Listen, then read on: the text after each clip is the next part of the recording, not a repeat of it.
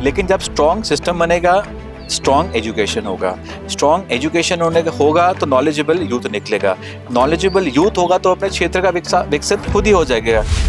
कल के दिन हमारे अगर पहाड़ ही नहीं बचेंगे तो यहाँ कोई टूरिस्ट आएगा नहीं, टूरिस्ट नहीं आएगा तो रेवेन्यू कहाँ से लेंगे हम लोग। स्मार्ट सिटी का मतलब कोई बहुत अच्छा नाला बनाना नहीं होता है, उसका मतलब है कि आप बेस्ट सेंसर्स यूज़ करिए, आप AI का यूज़ करिए, कहीं भी पॉट होल हो, गड्ढा हो, आपको पता होना चाहिए, ट्रैकिंग होनी चाहिए उसकी। मैम सबसे पहले मैं यूथ को बोलूँगा कि रील बाजी से दूर रहो। तो आप शॉर्टकट्स मत लीजिए और सिर्फ दिन भर बैठ के रील्स मत देखिए। बहुत अपफ्रंट में बोलना चाह रहा हूँ, बड़ा नॉर्मल सा लगेगा, लेकिन ये फैक्ट है कि आप अपनी एनर्जी को कहीं वेस्ट कर रहे हो, अच्छे आउटपुट में दीजिए कहीं और। आजकल सिर्फ व्यूज और वायरल इसकी ही दौड़ में उलझ नहीं गया है युवा। विदेश की यूनिवर्सिटीज में पढ़ाई, global exposure, high profile career के मौके, लेकिन कुछ लोग विदेशों में सिर्फ अपना भविष्य बनाने नहीं आते, वो लौटते हैं अपने देश का भविष्य बदलने के लिए। आज हमारे साथ ऐसे ही युवा मेहमान हैं जिन्होंने विदेश में हाई लेवल एजुकेशन हासिल की, दुनिया को करीब से देखा, लेकिन दिल तो भारत के लिए ही धड़कता रहा। राजनीति, पॉलिसी, सिस्टम और नए भारत के विजन पर उनकी अपनी सोच आज उनको बेहद अलग बनाती है। आज हमारे इस पॉडकास्ट में हमारे मेहमान हैं वरुण राज सिंह। वरुण, बहुत बहुत स्वागत है आपका हमारे इस पॉडकास्ट में। नमस्कार। वरुण, जैसे मैंने इंट्रो में ही बताया कि भारत की गवर्नमेंट में, भारत की राजनीति में और भारत में भी युवाओं को बहुत अप्रेस किया जा रहा है, यूथ आगे आए, यूथ अपनी भागीदारी सुनिश्चित करें। लेकिन आपका तो मैंने देखा कि फॉरेन से पढ़ाई और वापस इंडिया में, ये इसको एक अच्छा साइन मानते हैं? क्या सोच क्या रही इसके पीछे आपकी? मैम मैं BMW कंपनी का यंगेस्ट प्रोजेक्ट लीडर रहा हूँ वर्ल्ड में। मैं यूनिवर्सिटी ऑफ लंदन में पढ़ाई करी, फुल स्कॉलरशिप में गया हूँ। और जहाँ तक कि आप बात यूथ की बात करते हैं मैम, तो माननीय प्रधानमंत्री जी और मुख्य सेवक जी का बिल्कुल निश्चित ये है कि इस देश को युवा ही आगे बढ़ाएगा। जो नई सोच है, नई विचार है। आप ग्लोबल पॉलिटिक्स की बात करते हैं, लेकिन ग्लोकल एक वर्ड होता है कि आप दुनिया भर से सीखिए और अपने राज्य में उसको इम्प्लीमेंट करिए।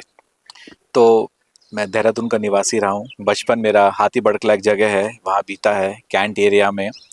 पिताजी ने मेरे यहाँ पे सेवा दी है, एडिशनल डायरेक्टर थे, डॉक्टर रहे हैं यहाँ पे वो। तो मेरे को अपने देश से, अपनी सिटी से हमेशा से प्यार रहा है। और मेरे को लगता है कि अगर दुनिया भर की कोई भी नॉलेज अगर मैं इम्प्लीमेंट करके अपने देश और अपने राज्य और इस क्षेत्र के लिए कुछ कर सकूं, तो क्यों ना कर सकूं मैं। अच्छा वरुण, थोड़ा बताइए अपने बारे में कि भारत से विदेश तक का सफर कैसा रहा वरुण का? 17 साल का था, रात ठंडी थी लंदन की, -2 डिग्री। मैं अकेला बैग लेके एयरपोर्ट से उतरा था, कुछ नहीं दिख रहा था, आगे पता नहीं था क्या होगा, लेकिन वही जज्बा लेके मैं आगे बढ़ा। सोया, सुबह उठा, यूनिवर्सिटी चला गया और उसी समय से आज तक मेरी जर्नी रही है या मेरा जो थॉट प्रोसेस रहा है, संघर्ष में रहा है कि जितना स्ट्रगल होगा, जितना आराम की आदत डालेंगे, आराम जितना स्ट्रगल होगा लाइफ में, जितना आप अपने थॉट प्रोसेस को बड़ा करेंगे, जितने चैलेंजेस लाइफ में लेंगे आप उतना सीखेंगे आगे। अच्छा वरुण, ये थोड़ा सा बताइए कि विदेशों में पढ़ाई का एक सपना होता है। मोस्टली इंडिया में अगर देखें तो जो भी बच्चे हैं वो अगर सोचते हैं अपनी हायर एजुकेशन के लिए, मोस्टली उनका रहता है कि वे फॉरेन में अच्छी एजुकेशन लें। आपने वो ली और आप वहाँ गए, लेकिन इंडिया वापस आने का फैसला कैसे लिया?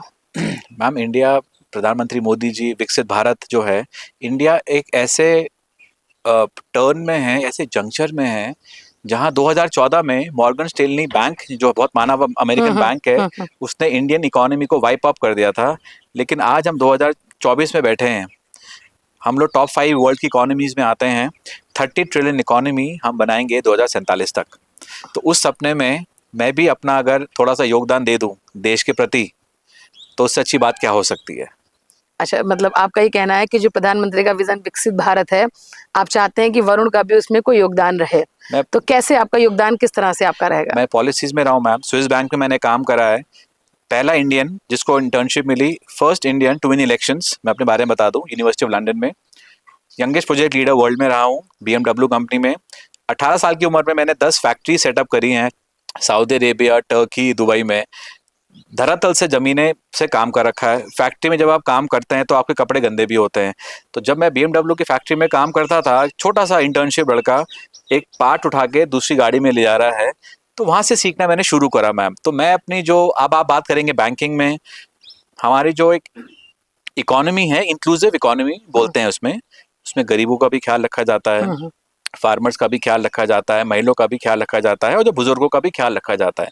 तो अपने इस एक्सपीरियंस से अगर मैं 2 बूंद दे सकूं अपने देश के लिए, तो उससे अच्छी बड़ी बात क्या है।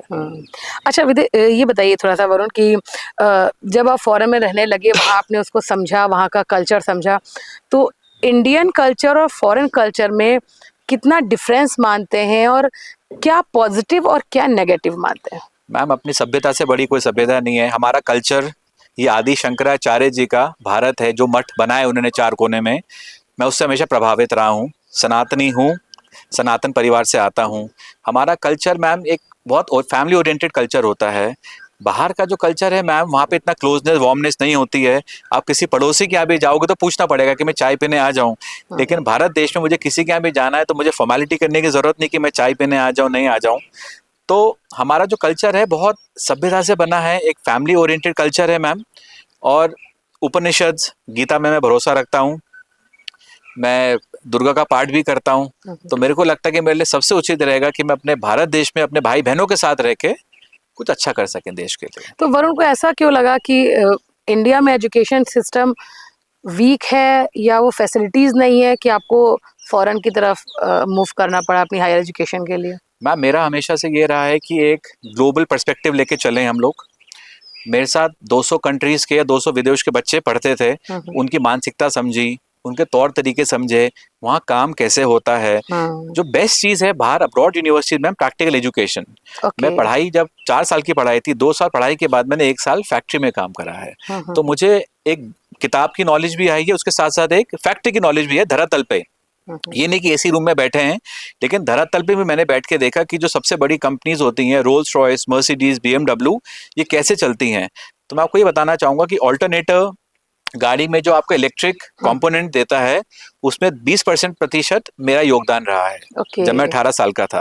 तो हम लोग के जो क्लाइंट्स थे, बॉश कंपनी ऑल्टरनेटर देती थी रोल्स रॉयस, मर्सिडीज, BMW के लिए। तो इतने बड़े बड़े विख्यात लोगों के साथ काम करके आप उनकी मानसिकता समझते हैं, तो उनसे सीखे और वही नॉलेज फिर मैं इंडिया लाया हूँ। अच्छा, अभी आपने बताया कि क्या क्या चीजें आपने फॉरेन में रह के सीखी। ऐसी कोई एक ऐसी आदत या ऐसी एक कुछ चीज आपने फॉरेन में देखी हो जो आपको बहुत इम्प्रेसिव लगी हो और आपको बहुत इंस्पायर हुए हो आप उस चीज से? मैम, वर्ल्ड इकोनॉमी 2014 से पहले की बात कर रहा हूँ मैं। 2005-4 में लंदन चला गया था। उस टाइम इंडियन इकोनॉमी उतनी स्ट्रांग नहीं थी, उतनी रॉबस्ट नहीं थी। वहाँ पे ओपन इकोनॉमी थी, आयात निर्यात, एक्सपोर्ट इंपोर्ट समझ में आया। बाहर के लोग कैसे निवेश करते हैं, कैसे पैसा बाहर जाता है, आप इंडस्ट्री समझते हैं, आप मैन्युफैक्चरिंग सेटअप समझते हैं, आप हेल्थ इंडस्ट्री समझते हैं। तो वहाँ पे मैम बहुत डिसिप्लिन रहा है, अपने लोगों के प्रतीक बहुत प्यार है सरकार का, जो सोशल सिक्योरिटी की बात करते हैं। और वही अब 2014 के बाद अब प्रधानमंत्री मोदी जी ने जो हमारे देश में जो विकसित भारत का सपना है, वो 2014 के बाद यहाँ भी लागू करा सोशल सिक्योरिटी। सबसे पहले आपका आता है जन धन योजना आती है, मुद्रा योजना आता है, फिर एक जैम आता है, JAM बोलते हैं, जिसमें जनधन आ जाता है, आपका आधार आ जाता है, मोबाइल आ जाता है। इसने पूरा भारत देश को रेवोल्यूशनाइज कर रखा है। जो डिजिटलाइजेशन का फायदा वो अब देश उठा रहा है माननीय मोदी जी के विजन में। अच्छा, आपको क्या लगता है कि भारतीय जो युवा हैं वो ऑल ओवर द वर्ल्ड सबसे ज्यादा मेहनती होते हैं, या जो विदेशों के युवा होते मैम, टॉप 10-20 जो वर्ल्ड की कंपनीज हैं, उनके सारे जो CEOs हैं वो इंडियन ओरिजिन के ही हैं। यही मेरा क्वेश्चन था अगला। तो हम लोग मैम, अब आपको मैं बता देता हूँ, ऊबर कंपनी में भी मैं अच्छे लेवल पे रहा हूँ, एयर एशिया में भी मैं रहा हूँ अच्छे लेवल पे, विदेश में तो मैंने काम करा है। हमारे जो टॉप बॉसेज हैं वो सारे अमेरिकन इंडियन ओरिजिन के ही हैं वहाँ पे।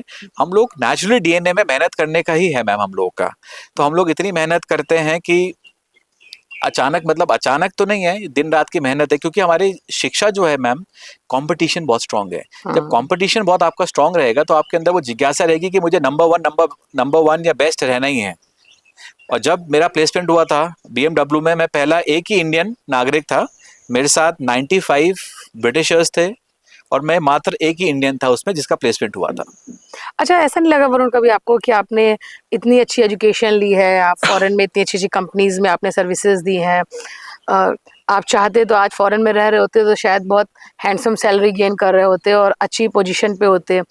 भारत आने का जो आपका फैसला रहा, आपको लग रहा है कि आपने उसको अचीव किया है या अभी ऑनगोइंग है? मैम स्वदेश मूवी देखी होगी आपने। हाँ, मैं उस लेवल पे तो नहीं हूँ, लेकिन वही मैंने जैसे बोला था आपको, कुछ ना कुछ हम योगदान देंगे, सैलरी ऑफ कोर्स, लेकिन बैलेंस करना, हर चीज़ पैसा नहीं होती है। मैं 2000 अगर मुझे इंडिया आना तो मुझे आज ब्रिटिश पासपोर्ट शायद होता है, कोई और पासपोर्ट मेरे पास होता, लेकिन मुझे आज तक कभी भी दूसरे देश का सिटीजन रहने में कोई शौक नहीं रहा। अच्छा, स्वदेश मूवी की बात की है, लेकिन उसमें एक एम था उसके पास में, जब वो फॉरेन में जॉब कर रहा था, सडन जहाँ तक मुझे याद है उस मूवी के बारे में, सडन उसको ऐसा लगता है कि शायद मैं यहाँ ये सर्विस क्यों दे रहा हूँ, अगर मैं अपनी कंट्री में होता तो आज मेरी कंट्री का नाम हो रहा होता। तो वो टर्निंग पॉइंट आपकी लाइफ में क्या रहा? मैम 2011 में मेरे फादर सीएमओ थे रुद्रप्रयाग में, उनका बहुत मेजर एक्सीडेंट हुआ। उस टाइम हेल्थ सुविधाएं इतनी अच्छी नहीं थी उत्तराखंड में। अगर हेल्थ सुविधा अच्छी होती उस टाइम, बेस अस्पताल में सुविधाएं होती, तो मेरे फादर की शायद पैर ठीक हो जाता। बेसिक हेल्थ सुविधाएं नहीं थी। लेकिन अब आप रोबोटिक्स की बात करें, अब आप एनालिटिक्स की बात करें, तो आप दूर दराज में अमेरिका का डॉक्टर बैठा बैठा गोपेश्वर चंपावत के किसी भी जिसको रोग हो रखा है या कोई पेशेंट है, उसको आज हम ठीक कर सकते हैं। तो मेरा ये विजन है कि एक, जब तक इनोवेशन आप नहीं लाएंगे देश में मैम, देश आगे नहीं बढ़ेगा। अभी आपको शायद पता होगा दिल्ली में एआई का इनोवेशन हब हुआ था, हाँ, हाँ। उसमें मैंने भी भाग लिया था। अच्छा। और आपके माध्यम से मैं ये भी बताना चाहूँगा कि स्विस बैंक का, जो आप चैट जीपीटी की बात करते हैं, स्विस बैंक का जो सबसे पहला चैटबॉट बनाया था वो मेरा बनाया हुआ ही है। ओके। 2017 की बात है। अच्छा, अच्छा। तो मीन्स आपको इकोनॉमिकली बहुत अच्छी नॉलेज है और फॉरेन पॉलिसीज़ के बारे में भी पता है। अ, अगर कंपैरिजन की बात नहीं है, अगर हम अपने भारत के लिए ग्रोइंग, अगर आगे आने वाले समय में उसकी पिक्चर्स देखते हैं, तो क्या लग रहा है अभी हमें किस सेक्टर में वर्क करने की ज़रूरत है? मैम सरकार की जो योजनाएं हैं, 14 इंडस्ट्रीज है बहुत इंपॉर्टेंट। एक medical devices, health, manufacturing, robotics. इसमें पीएलआई सरकार की वो है, लिंक इंसेंटिव होता है बेसिकली, 1 लाख करोड़ का इसमें निवेश हो रखा है। इसमें हम लोग सब्सिडाइज बहुत कर रहे हैं, लेकिन जब तक लोगों को, युवाओं को पता ही नहीं चलेगा कि किस में क्या योजना है, धरातल पे क्या है, आप एग्जीक्यूट नहीं कर पाओगे उसको। सेंट्रल पूरी मेहनत करती है, हमारे प्राइम मिनिस्टर मोदी जी दिन रात मेहनत कर रहे हैं, युवाओं तक पहुंचे, हर वर्ग के आदमी तक पहुंचे, लेकिन इम्प्लीमेंट, एग्जीक्यूट तो यूथ ही करेगा उसको। बिल्कुल। जिज्ञासा तो यूथ को बढ़ानी पड़ेगी। आप बोलो कि नौकरियां नहीं है, तो मैं इससे बिल्कुल एग्री नहीं करता हूँ। नौकरियां बहुत है। आपको एक सेल्फ एंटरप्रेन्योर भी होता है। एक पहाड़ का बच्चा, उसको पढ़ाते हैं, सिटी छोड़ के चला जाता है, गांव छोड़ के चला जाता है। हम लोग फार्मिंग में एंटरप्रेन्योरशिप क्यों नहीं लाते हैं? अपने वो क्षेत्र को विकास करें, इकोनॉमी की ग्रोथ करें। सेकंड चीज मैं आपको बताना चाहूंगा, इसका आज तक शायद किसी का ध्यान गया नहीं, जैसे गवर्नमेंट बॉन्ड्स होते हैं, वैसे हम फार्मल बॉन्ड्स ला सकते हैं। जो गांव में लोग रहते हैं, इंडियंस या बहुत विदेश में लोग रह रहे हैं, क्यों नहीं 50,000 रुपए के 10,000 से लेके आप बॉन्ड्स बनाइए, आप गांव में इन्वेस्टमेंट करिए और 10% उस पर आप एज इंटरेस्ट लीजिए। तो आप क्या कर रहे हैं उसमें, एक तो आप अपना फाइनेंशियल इंक्लूजन में सबको ला रहे हैं, आप फंडिंग भी मिल रही है, साथ साथ आप एक रेवेन्यू जनरेट भी कर रहे हैं, रेवेन्यू शेयरिंग का पार्टी बन रहे हैं। तो इससे इकोनॉमी भी बढ़ेगी आपकी और बैलेंस रॉबस्ट ग्रोथ होगा राज्य में। तो क्या इन सब चीज़ों में क्या लग रहा है, कुछ पॉलिटिकली कमी है देश में, या सिस्टम की कमी है, या पॉलिसीज इम्प्लीमेंटेशन की कमी है? मैम अंत्योदया योजना सुना होगा आपने, अंत्योदया, आखिरी व्यक्ति तक अनाज पहुंचना। अनाज पहुंचे हैं। हमारे मोदी जी दिन रात मेहनत करते हैं मैम, किसी को ब्लेम करने की जरूरत नहीं है। आई डोंट लव ब्लेमिंग, किसी को ये बोले ही नहीं करे, लेकिन जब स्ट्रॉन्ग सिस्टम बनेगा, स्ट्रॉन्ग एजुकेशन होगा, स्ट्रॉन्ग एजुकेशन होगा तो नॉलेजेबल यूथ निकलेगा, नॉलेजेबल यूथ होगा तो अपने क्षेत्र का विकसित खुद ही हो जाएगा। तो आपने जहाँ बोला कमी है मैम विजन में, we need to have a vision 5, 10, 15 साल का। और जो हमारा राज्य है, स्पेशली उत्तराखंड के उसमें, क्योंकि मैं यहाँ का निवासी हूँ, सस्टेनेबिलिटी लेके चलना पड़ेगा साथ में, वाइल्ड लाइफ एक्ट 86 को लेके चलना पड़ेगा साथ में आपको। कंक्रीट बनाते रहेंगे हर जगह, ठीक है बनाइए, लेकिन उसको बैलेंस भी करिए आप। सस्टेनेबिलिटी क्या होती है, कल के दिन हमारे अगर पहाड़ ही नहीं बचेंगे तो यहाँ कोई टूरिस्ट आएगा नहीं, टूरिस्ट नहीं आएगा तो रेवेन्यू कहाँ से लेंगे हम लोग। तो ये बहुत जरूरी है कि आप यूथ समझे और बैलेंस करके चलें आप लोग आगे। वरुण, आपने भी बताया कि आप उत्तराखंड से बिलोंग करते हैं। उत्तराखंड, आप, मुझे लग रहा है आपकी जन्मस्थली उत्तराखंड ही है, आई थिंक। हाँ, तो आपकी जन्मस्थली रही, आपने उत्तराखंड को अच्छे से समझा है। प्रेजेंट सिनेरियो अगर उत्तराखंड का देखिए तो टूरिस्ट हब है, सबसे ज़्यादा रेवेन्यू की अगर बात करें टूरिस्ट किसी प्लेस से तो उत्तराखंड से आ रहा है। लेकिन उस लेवल का यहाँ पर डेवलपमेंट नज़र नहीं आया। चार धाम यात्रा जो सबसे बड़ी देश दुनिया की यात्रा में से एक है, वो उत्तराखंड में ही होती है। कितने यहाँ पर स्पिरिचुअल लोगों का यहाँ पर आना जाना रहता है। लेकिन क्या यहाँ पर किस चीज़ की लैकनेस मानते हैं? मैम, स्पिरिचुअल ग्रोथ भी होना ज़रूरी है और एक राज्य का जो अपना इंफ्रास्ट्रक्चर ग्रोथ होना है वो भी ज़रूरी है। बैलेंस करना बहुत ज़रूरी है। मैं इसी विषय में लेके मैं स्मार्ट सिटीज़ में जाके बोलूँगा। स्मार्ट सिटी का मतलब मैम रोड ब्रिजेस बनाना नहीं होता है। This is not a work of N MLA. But smart city तो देहरादून को भी बोला गया था। मैम 10 साल पहले 50,000 करोड़ रुपए 100 सिटीज को दिया गया था। स्मार्ट सिटी का मतलब कोई बहुत अच्छा नाला बनाना नहीं होता है। उसका मतलब है कि आप बेस्ट सेंसर्स यूज करिए, आप एआई का यूज करिए। कहीं भी पॉट होल हो, गड्ढा हो, आपको पता होना चाहिए, ट्रैकिंग होनी चाहिए उसकी। अब मैम वो जमाना नहीं है कि आप ब्रिज बनाएं। अब वो जमाना है जब तक आप कोई भी लीडर एआई इनोवेशन को अपने रोजमर्रा के जॉब में नहीं इनकलकेट करेगा, वो लीडर फेल होगा। और ये हमारे मोदी जी से अच्छा कोई नहीं बोल सकता, जो एआई समझते हैं, टेक्नोलॉजी समझते हैं, सॉफ्टवेयर समझते हैं, डेटा सेंटर समझते हैं। जो ये इसको समझेगा मैम, वही इस देश को विकसित कर पाएगा। लेकिन एक अकेला मोदी क्या कर पाएगा? क्योंकि जैसे आपने बताया उससे तो यही लग रहा है कि हमारे देश में एजुकेटेड लीडरशिप की कमी है।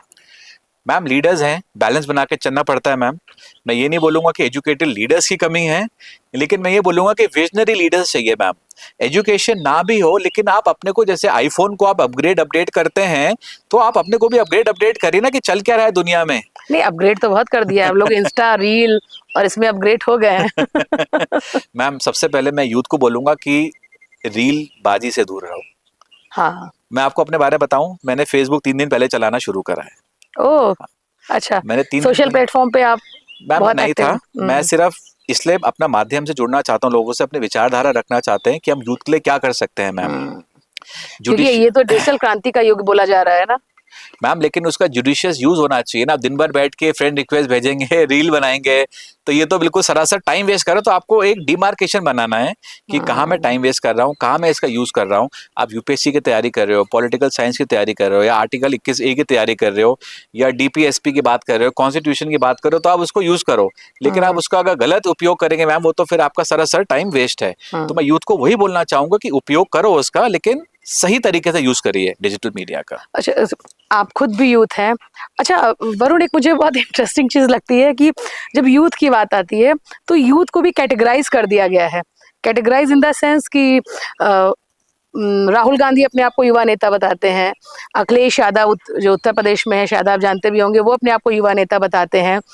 वरुण भी अपने आप को युवा बताते हैं, जो युवा हैं वो भी अपने आप को युवा बताते हैं। एक्चुअल युवा की डिफिनेशन क्या मानी जाए? सोच से युवा, या एज से युवा, या काम करने के तरीके से युवा? मैम काम करने के तरीके से, सोच। अब आप देखिए हमारे पीएम सर कितना अच्छा कनेक्ट करते हैं हर वर्ग के इंसान से, और स्पेशली यूथ से। उन्होंने ये भी बोला था कि अब 2 लाख यूथ को एक्टिव पॉलिटिक्स में हमें लाना चाहिए, राइट। तो मैम ये दर्शाता है आपकी थॉट प्रोसेस में कि क्या थॉट प्रोसेस हो, कितना कनेक्ट करते हो। क्योंकि इंडियन की डेमोग्राफी अगर आप देखोगे, मैं शायद गलत आंकड़े बोल सकता हूँ, 65 से 70%, 30 से 35%, 30 से 35 की एज ब्रैकेट में आते हैं। तो मैम हमको यूथ वोटर्स बहुत है। यूथ वोटर्स बोलते हैं। डेमोग्राफिकली जो हमारा डेमोग्राफिक डिविडेंड है, इस यूथ को मैक्सिमम रेट ऑफ इंटरेस्ट या रेट ऑफ रिटर्न देश के लिए कैसे कर सकते हैं, वो उसका यूज किस हिसाब से कर सकते हैं, उस यूथ को कहाँ आप बाइफरकेट कर सकते हैं, उसकी एनर्जी कहाँ लगा सकते हैं आप, वो बहुत मैटर करेगा। क्योंकि नेक्स्ट 15-10 ईयर्स जो मैंने आपको विकसित भारत का बताया, नेक्स्ट 10-15 ईयर्स वो डिफाइन करेगा कि इंडिया पीक नंबर 1 इकोनॉमी में कितनी जल्दी पहुंचे, और वो ये यूथ ही डिसाइड करेगा। मैम जब आप यूथ की बात करेंगे तो मुझे तो एक ही यूथ दिखते हैं, सोच से भी, एक्शन से भी, हमारे प्रधान सेवक नरेंद्र मोदी जी। जिस तरह से वो कनेक्ट करते हैं यूथ से, तो मजा आ जाता है देख के। इसलिए मैं भी उनका स्टाइल है भाइयों बहनों, जैसे भाइयों बहन बोलते तो सारे भाई बहन उनकी तरफ ही देखते हैं। Okay. And he is very charismatic, और जिस तरह से कनेक्ट करते हैं मैम, तो आई थिंक उनसे बड़ा यूथ लीडर अच्छा, देश में लेकिन कोई नहीं। लेकिन जो अपोजिशन है वो ये कहता है कि ये एक तरह का उनका मंत्र है, ये बोल के उन्होंने भाइयों और बहनों को हिप्नोटाइज कर लिया है। मैम ऑपोजिशन तो दुनिया भर में ही है, जब भी कोई चीज अलग होती है तो उसको आप क्रिटिसाइज करते ही हैं। हाँ। तो आपको क्रिटिसाइज करने से नहीं पड़ेगा। अब आप 2014 से आंकड़े देख लेंगे, उन्होंने जो देश के लिए करा है, हम्म। युवाओं के लिए करा है, इतनी योजनाएं दी हैं 41 मिनिस्ट्रीज की, मेरे ख्याल से 100-200 जो योजनाएं बनाई हैं उन्होंने यूथ सेंट्रिक, या फार्मर्स के लिए, किसानों के लिए, या महिलाओं बहनों के लिए सशक्तिकरण करने के लिए। तो बोलने से कुछ फर्क, धरातल पे मैम सारे नंबर्स बोलते हैं। जो लेकिन प्रॉब्लम वही है, इम्प्लीमेंटेशन। मैम एग्जीक्यूट में टाइम लगता है, थोड़ा कुछ बड़ी बड़ी पॉलिसीज होती हैं। Rome was not built in a Rome, तो बहुत अच्छी चीज जो कार्व करनी पड़ती है टेक सम टाइम मैम। अच्छा, थोड़ा सा यूथ पे बात करेंगे क्योंकि आप खुद भी युवा हैं और आपने पहले बता दिया है कि सिर्फ नंबर्स है युवा होने का, सोच से युवा होते हैं। तो आजकल जो यूथ है वो जिस ट्रैक पे चल रहा है, जो उसकी सोच है, यूनिवर्सिटीज़ में देख रहे हैं, अगर हम डीयू की बात करें, दिल्ली में तमाम यूनिवर्सिटीज़ होती हैं, वहाँ पर आप देखिए ज़रा सा कोई इशू होता है, किस तरह से हंगामा होता है, बताने की ज़रूरत नहीं है आपको। और अगर हम अपार्ट ऑफ इंडिया की बात करें तो नेपाल में देखिए आप, जेनजी ने कितना बड़ा मूवमेंट ले आया, पूरी वहाँ की सत्ता ही बदल दी है। अभी हाल में ही कर्नाटक में चुनाव हुआ है, वहाँ देखिए, वहाँ भी हम अगर कहें यूथ गवर्नमेंट पूरी आ गई है तो गलत नहीं है। तो ये मानते हैं कि यूथ एक स्ट्रॉन्ग कंडीशन में है, वो बड़ा चेंजेस ला सकता है, लेकिन कहाँ अभी हम पीछे हट रहे हैं। हमें अभी अंदर से पता ही नहीं है कि हमें करना क्या है, हम एक हमारा ट्रैक नहीं सही जा रहा है, या हम करना नहीं चाहते हैं।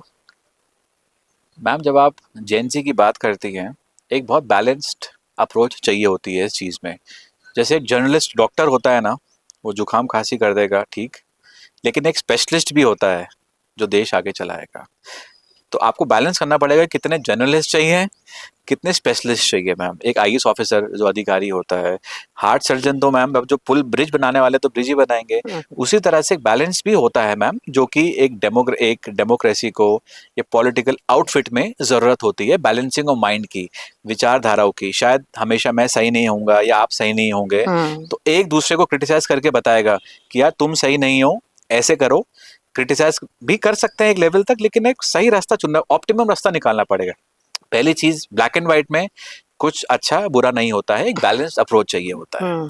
तो मेरे हिसाब से लेकिन ये लेकिन आजकल जो यूथ है वो आलोचना ज्यादा कर रहा है, देश की ग्रोथ में उसको क्या करना चाहिए, वो आइडियाज कम आ रहे हैं कंपैरेटिवली टू क्रिटिसिज्म।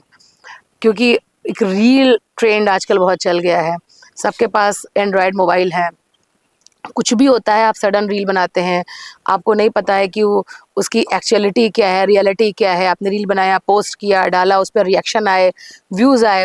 तो आजकल सिर्फ व्यूज़ और वायरल, इसकी ही दौड़ में उलझ नहीं गया है युवा? मैम ये मानसिकता हमें हटानी पड़ेगी। मैं बहुत स्पष्ट मानते हैं ये है ऐसा? ये है, बिल्कुल है मैम, मैं बिल्कुल एग्री करता हूँ। मैं खुद यूथ से मिलता रहता हूँ, कह रहे हैं भाई साहब हमने आपको रील भेजी देखना, तो मैं थोड़ा थोड़ा कॉशियस हो जाता हूँ बोलने में कि क्या देखना चाहिए क्या नहीं देखना चाहिए। हाँ। तो मैम मैं आपको एक और चीज़ बता देता हूँ, सरकार इतना यूथ के लिए कर रही है। जब मैं अपनी यूनिवर्सिटी में लंदन में पढ़ाई करता था, तो हम लोग के मैम जर्नल्स होते हैं फ्री। आपको शायद ये नहीं पता होगा कि हमारी सरकार ने बहुत जर्नल्स फ्री कर दिए हैं। ओके। तो यूथ उसको अगर खोल के देखिए, उसमें जो सारी वर्ल्ड क्लास टॉप यूनिवर्सिटीज की जो रिसर्च पेपर्स हैं वो अवेलेबल हैं। ओके। ये शायद किसी यूथ को पता ही नहीं हो, तो मुझे शायद पढ़ने का शौक है तो मैंने निकाल के देखा उसमें से। तो ये चेंज करना पड़ेगा। आपको फेमस होना है, पर फेमस अच्छे रीजन के लिए फेमस होइए ना आप। देश को आगे बढ़ाने उसके लिए फेमस हुई है। आप गलत चीज के लिए फेमस होके क्या करेंगे, जस्ट बिकॉज कि आपको अपने व्यूज बढ़ाने, रील बढ़ाने, तो मानसिकता चेंज करिए अपनी आप। और सबसे पहली चीज, प्लीज शॉर्टकट्स लाइफ में मत लीजिए। ओवरनाइट सक्सेस कुछ नहीं होती है, ये हमें सीखना चाहिए। अगेन पीएम सर से, इतनी बड़ी राजनीति, संघ से आए हैं वो, किस स्ट्रगल से आए हैं वो, और कहाँ विजन है उनका, कहाँ जाना। तो you should be absolutely clear कि आपको क्या अचीव करना है, किस माध्यम से अचीव करना है। और आपका जो सर्कल है वो डिसाइड करता है कि आपके कैसे कैसे लोग आपके साथ रहते हैं। तो हमारे मोदी सर जो हैं, एल.के. अडवाणी जी, अटल बिहारी वाजपेयी जी, उनसे इन्फ्लुएंस हुए हैं। उनकी मानसिकता लेके जो राष्ट्रीय भारत का सपना है उसको आगे लेके चल रहे हैं। तो मेरे ख्याल से इतना कुछ है करने के लिए, तो आप शॉर्टकट्स मत लीजिए और सिर्फ दिन भर बैठ के रील्स मत देखिए। बहुत अपफ्रंट में बोलना चाह रहा हूँ, बड़ा नॉर्मल सा लगेगा, लेकिन ये फैक्ट है कि आप अपनी एनर्जी को वेस्ट कर रहे कहीं हैं। वेस्ट कर रहे हो, अच्छे आउटपुट में दीजिए कहीं और। एग्जैक्टली। अच्छा वरुण, आपने जैसा बताया कि आप काफ़ी फॉरेन कंट्रीज में आपने ट्रेनिंग की है, जॉब भी किया है, पढ़ाई भी की है, काफ़ी आपको इसका एक्सपीरियंस है। जो ये पॉडकास्ट इस समय हमारे यूथ्स देख रहे होंगे, बहुत से ऐसे होते हैं जिनकी इच्छा होती है कि फॉरेन में जाके हायर एजुकेशन के लिए जाएं, बट वही आपने जो बताया ना, लैकनेस, की उनको जानकारी ही नहीं है क्या प्रोसेस होता है, कैसे करना होता है, क्या क्या उसका स्टेप बाय स्टेप किस तरह से उनको कहाँ से फॉर्म मिलेगा क्या। तो अगर ये कुछ आप इन्फॉर्मेशन बता सकें हमारे पॉडकास्ट के जरिए उन युवाओं को। मैम बेसिकली क्या है, पहले तो आप अपना इंटरेस्ट डिफाइन करिए, आपको कोर्स क्या करना है। जैसे कि मैं इकोनॉमिक ऑनर्स हूँ, मैनेजमेंट करा है मैंने, आपको इंजीनियरिंग करनी है, आपको जर्नलिज्म करना है, तो आपको थोड़ा रिसर्च करना पड़ेगा। टॉप यूनिवर्सिटीज़ में मैम मैं आपको बताना चाहूँगा बहुत बहुत कॉम्पिटिशन है, क्योंकि दुनिया भर से सारे बच्चे पढ़ने आते हैं वहाँ पे। मैं स्कॉलरशिप में मिल गई थी, मुझे अच्छी बात है स्कॉलरशिप मिल गई थी, लेकिन कंपटीशन मेरे उस टाइम में बहुत टफ था। तो आपको first of all clarity of goal होना बहुत ज़रूरी है कि आपको करना क्या है, किस क्षेत्र में करना है। बेस्ट मेंटोर ढूंढिए और बेस्ट यूनिवर्सिटी के पीछे पड़ जाइए। तो बेस्ट कोर्सेज कौन है, कौन कौन से हैं अभी अगर फॉरेन कंट्रीज में अगर मैम देखा देखिए, जाए। आप जैसे अब तो खैर हमारे आईआईटीज भी बहुत फेमस है, आईएम भी बहुत फेमस है, लेकिन अगर आप बाहर की बात करेंगे, आप ऑक्सफोर्ड में चले जाइए, मैं वहाँ भी रहा हूँ, वहाँ पे इकोनॉमिक्स का कोर्स करिए, जर्नलिज्म का कोर्स करिए। आपको शायद ये जान के बहुत अचंभा होगा कि बाहर बच्चे ऐसे ऐसे कोर्स भी लेते हैं, अफ्रीकन स्टडीज। अब आप सोचोगे कि उससे नौकरी कैसे मिलेगी, लेकिन ऐसे कोर्सेज होते हैं बाहर। ओके। लैटिन में क्या चल रहा है, नॉर्थ अमेरिका की हिस्ट्रीज में क्या हो रहा है, पोर्चुगीज हिस्ट्री में क्या हो रहा है, और अब तो शायद आपको जान के कि हमारे वेदास में भी पढ़ाया जा रहा है बहुत टॉप ओके। यूनिवर्सिटीज में। हाँ फॉरेन कंट्रीज में भी। बिल्कुल, हिंदू कल्चर बहुत ज़्यादा फॉलो हो रहा है आजकल। वहाँ भी ओके। आपको बहुत सारे मतलब जो उपनिषद हैं वो पढ़ाए जाते हैं। ओह। मेरे प्रोफेसर जो थे वो ऑक्सफोर्ड के जो प्रोफेसर रह चुके हैं, वो ग्रेजुएट ऑक्सफोर्ड के हैं, वो खुद वेदास के पूरे मास्टर कर रखे हैं उन्होंने। वो अंग्रेज हैं, वहाँ के ब्रिटिशर हैं। तो हम ग्रेट। लोग की सभ्यता मैम, जब से मोदी जी आए हैं मैम, हमारा जो लैंडस्केप है, वर्ल्ड लैंडस्केप, जो जियो पॉलिटिक्स के माध्यम से जो देश का हमारे उत्थान हमारे पीएम सर ने करा है, वो कभी ना हुआ है और ना कभी हो सकता है। तो वरुण, आपकी बातों से मैं ये मानूं कि एक मोदी का प्रशंसक हमारे सामने बैठा है। बिल्कुल मैम, जिसने जियो पॉलिटिक्स में, जिन्होंने आर्थिक स्थिति देश की ठीक करी, हर वर्ग के आदमी को ठीक करा है। अंत योजना जो योजना थी, हर एक गरीब से गरीब, connectivity, medical devices, manufacturing parks, क्या नहीं करा है उन्होंने। हाँ। इनोवेशन, और जैसे मैंने बोला कि जो लीडर एआई इनोवेशन को अपने रोजमर्रा के काम में नहीं इनकलकेट करेगा, वो फेलियर की तरफ जाएगा। अच्छा, तो मोदी जी की ऐसी कौन सी पॉलिसी है जो आपको सबसे ज्यादा पसंद आती है, सबसे ज्यादा। 5 लाख की जो योजना बनाई है उन्होंने मैम, आपके मेडिकल की, कि 5 लाख तक का आप कोई भी आदमी जाके ले सकता है, हाँ। जो सोशल सिक्योरिटी का बहुत बड़ा पार्ट है। मैं आपको एक और चीज बताना चाहूंगा, कॉन्स्टिट्यूशन में एक एक आपका कुछ आर्टिकल्स होते हैं, directive principle of state policy.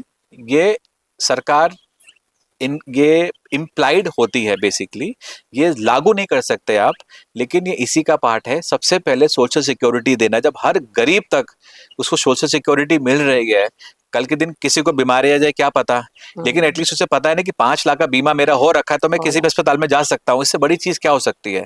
और इसका मुझे लगता है वरुण कि इसका चेंज देखने को मिला है।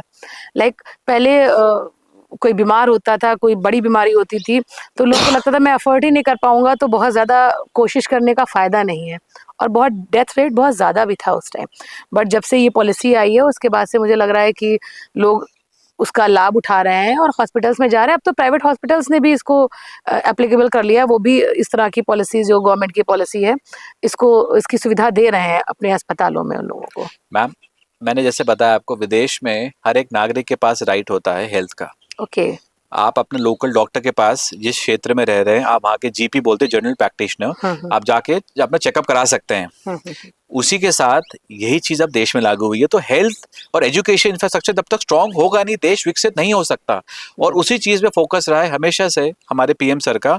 Health is number 1 priority, education is number 1 priority. मैं आपको एक माध्यम से बता देता हूँ।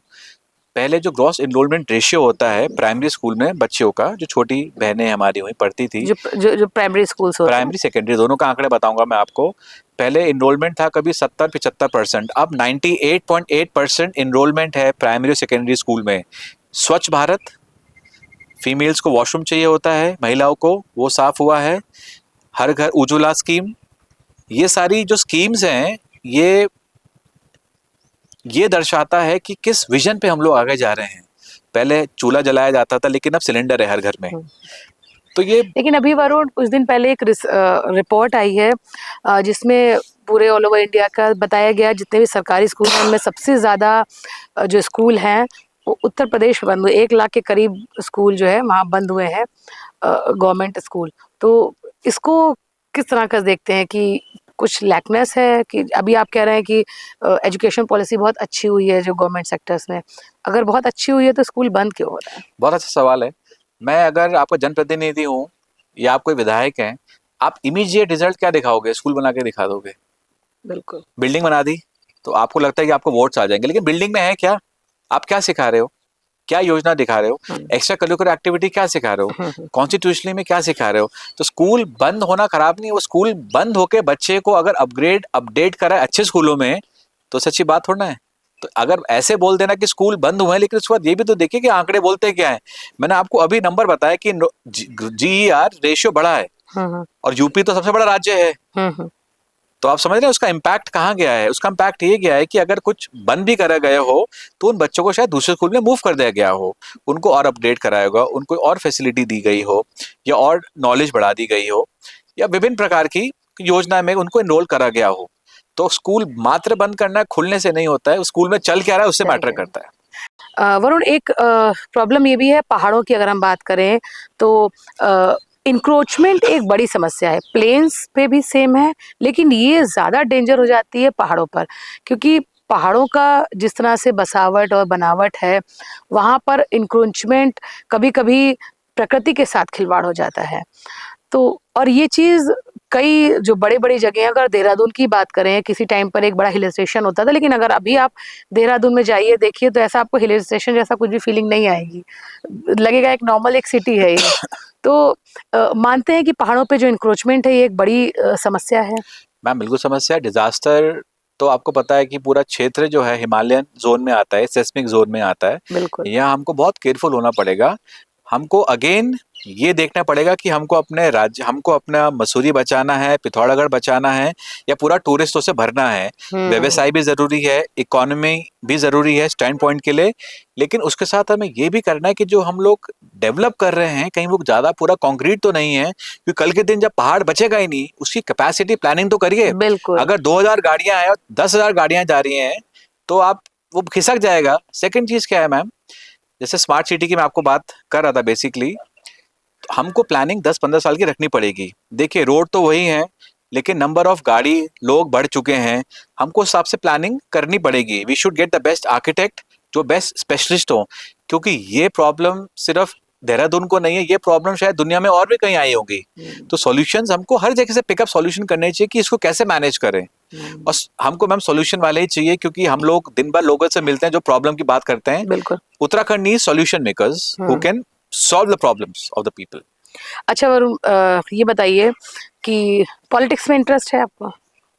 रखते हैं मैम। रखते हैं पॉलिटिकली, हाँ। तो कभी ऐसा लगे कि, क्योंकि जिस तरह से आपने अपनी बात बताई है, जो आपने विजन बताए हैं, लग रहा है कि आप की अपनी एक सोच है, कि आपका एक थिंकिंग प्रोसेस है, आप कुछ एक विजन लेके चल रहे हैं। तो अगर बाय लक वरुण एक दिन के लिए प्रधानमंत्री बना दिए जाते हैं, तो सबसे पहला जो क्विक जो आपका डेवलपमेंट या सोसाइटी के लिए जो आपका स्टेप होगा वो क्या होगा? सारे बच्चों की फीस माफ।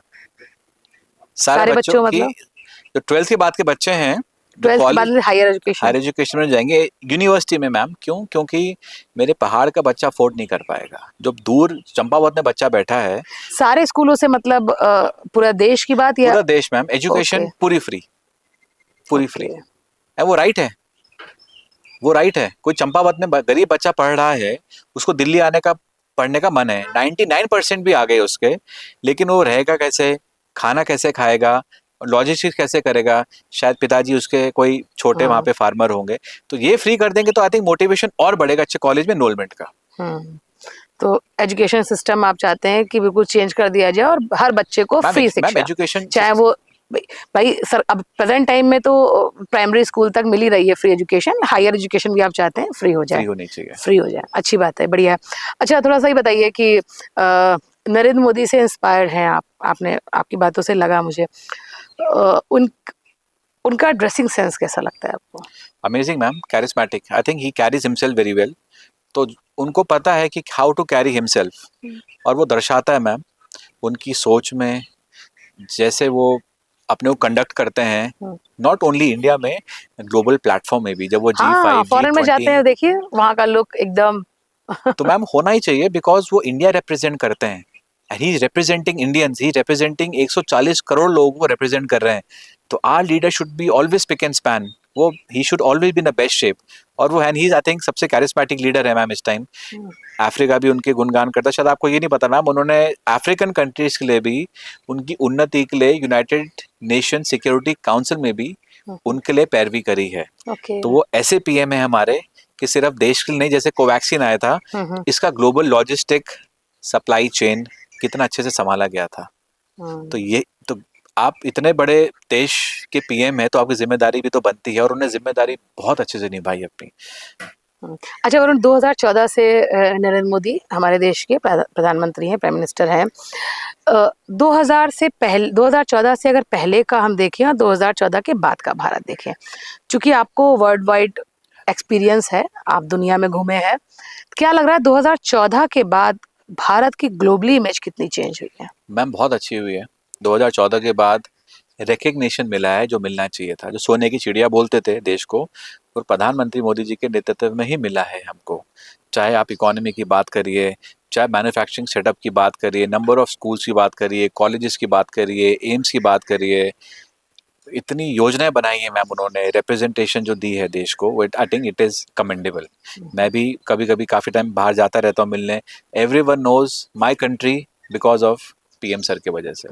इट मीन्स कि भारत की इमेज नहीं, भारतीयों की इमेज भी चेंज हुई है फॉरेन में बहुत जाते हैं। बहुत चेंज है मैम। क्योंकि कई बार ऐसा कुछ न्यूज़ में भी सुनने को आता था, कोई इंडियन अगर फॉरेन में गया उसके बाद मिसबिहेव हुआ, लाइक कभी ड्रेसिंग सेंस को लेकर उस पर फ्लॉन्ट किया जाता था, बट अभी ऐसा कुछ नहीं है। अभी अगर आप फॉरेन में जाते हैं तो आपको एक अच्छी मैम रिस्पेक्ट मिलती है। हमारे पीएम सर वर्ल्ड के बेस्ट नेगोशिएटर में आते हैं इस टाइम। चाहे आप पीस डील की बात करिए, सार्क की बात करिए, यूनेस्को की बात करिए, यूनाइटेड नेशंस की बात करिए, WHO की बात करिए, जो उन्होंने स्टैंड लिया है अपने देशवासियों के लिए, वो आई थिंक कमेंडेबल है। और वो टफ डिसीजन लेने पड़ते हैं, एक देश को चलाने के लिए टफ डिसीजन आपको लेने पड़ेंगे। शायद कुछ खुश होंगे ना होंगे, लेकिन जहाँ पे ज़्यादा लोगों का लाभ होगा मैम, वो डिसीजन लेने पड़ते हैं उनको। तो जियो पॉलिटिक्स जो उन्होंने चेंज करी है भारत की, आई थिंक वो आज तक कभी शायद हुई नहीं है।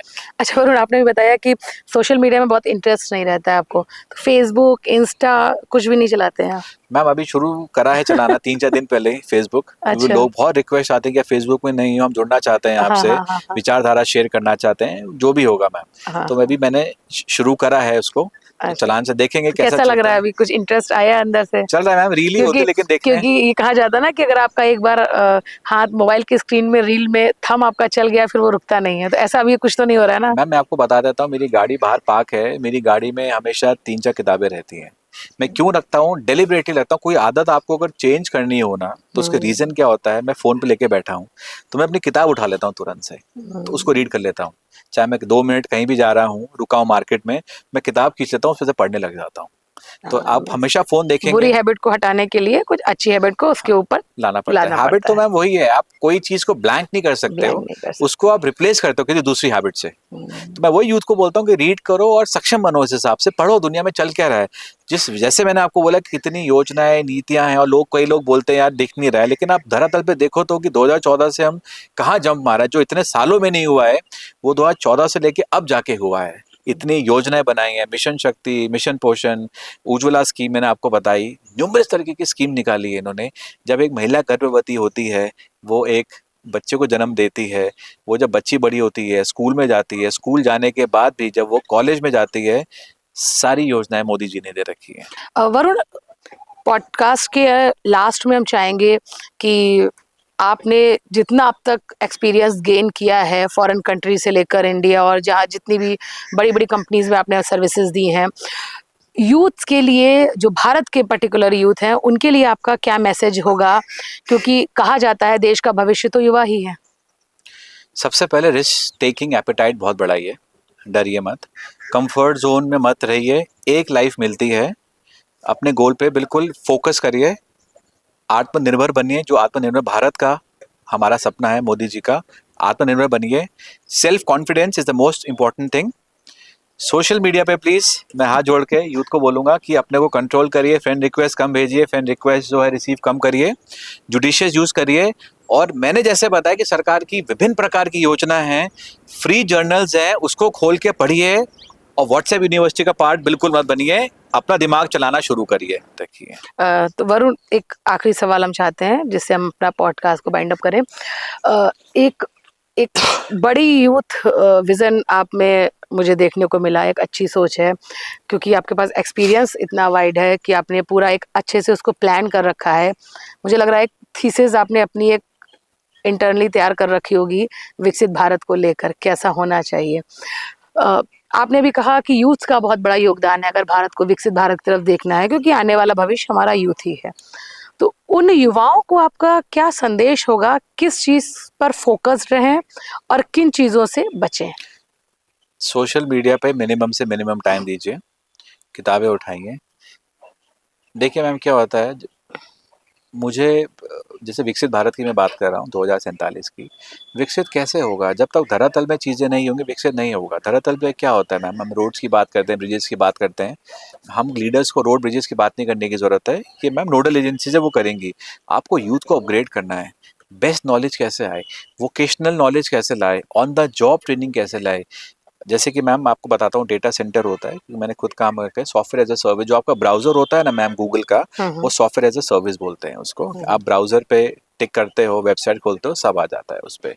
तो मैम युवा वेस्टर्न कंट्रीज मैम क्यों आगे रही हैं, क्योंकि वो टेक यूथ पे में बहुत फोकस्ड है। यूथ फोकस्ड है, यूथ टेक पे बहुत फोकस्ड है। फेसबुक देख लीजिए आप, ट्विटर देख लीजिए, ऊबर कंपनी जहाँ जिसमें मैंने काम करा है, हमारे जो बॉस थे कैलनिक, उसको एक दिन जब दिक्कत लगी कि यार टैक्सी नहीं मिल रही है, उसने जाके ऐप बनाया।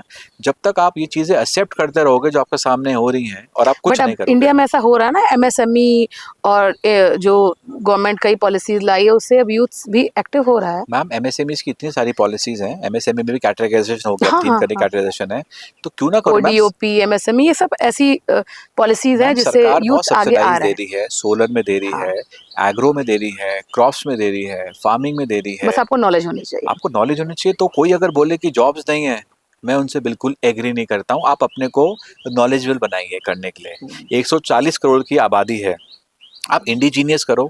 आत्मनिर्भर में बोलते हैं कि आप लोकल डेवलप करिए। अब तो हम जैसे कि मैं मेडिसिन हैं काफ़ी, जो एपीआई बोलते हैं, एडवांस फार्मास्यूटिकल्स, हम खुद ही अपनी दवाइयाँ यहाँ बना रहे हैं। उससे आपको शायद जान के खुशी होगी कि हमारा काफ़ी बिलियन डॉलर्स का बिल अब कम हो गया है। जो हम इंपोर्ट करते थे, देते थे, वो बिल काफ़ी कम हुआ है। तो आप ये भी तो समझिए ना कि देश की जो आर्थिक स्थिति है कितनी आगे बढ़ चुकी आगे है। बढ़ते हैं। तो एक तरफ से नहीं, आपको 360 डिग्री एंगल घुमाना पड़ेगा कि कहाँ से कहाँ योजनाएं आ रही हैं, कौन कौन बेनिफिटरी हैं, और 10 साल बाद इसका जो आउटपुट है 5 साल बाद क्या होगा। तो बड़ा विजन लेके चलिए। यूथ को मैं ये बोलूँगा कि तुम ही फ्यूचर हो, डेमोग्राफिक डिविडेंड हो। यूथ आगे बढ़ो सही रास्ते पे, और प्रधानमंत्री मोदी जी से सीखो। अभी भी मैम टायरलेसली वो इतना दिन रात काम करते हैं सबके वर्क के लिए, तो we should learn from his vision and we should work as an execution. Modi sir, Modi ji क्यों है? क्योंकि वो एग्जीक्यूट बहुत अच्छा करते हैं।